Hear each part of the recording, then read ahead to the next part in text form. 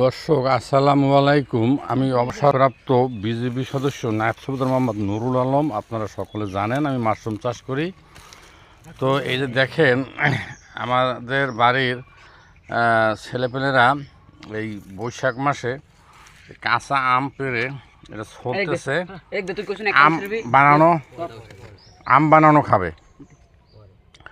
তো এরকম বয়সের সময় কারা কারা এরকম কাঁচা আমের মানে খাইছেন, মানে আর কি ওই যে আম বানানি খাইছেন, কমেন্টসের মাধ্যমে জানাইবেন।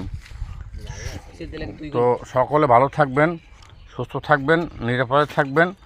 আবার দেখা হবে পরবর্তী ভিডিওতে। সে পর্যন্ত আমার ভিডিওর সাথে থাকবেন। যদি ভিডিওটি ভালো লেগে থাকে তাহলে লাইক দেবেন, কমেন্টস করবেন এবং শেয়ার করে অন্যদেরকে এই আনন্দঘন মুহূর্তটা দেখার সুযোগ করে দেবেন। সকলে ভালো থাকবেন, সুস্থ থাকবেন, নিরাপদে থাকবেন। আবার দেখা হবে পরবর্তী ভিডিওতে। খোদা হাফেজ। আসসালামু আলাইকুম রহমতুল্লাহি ওয়া বারাকাতুহু।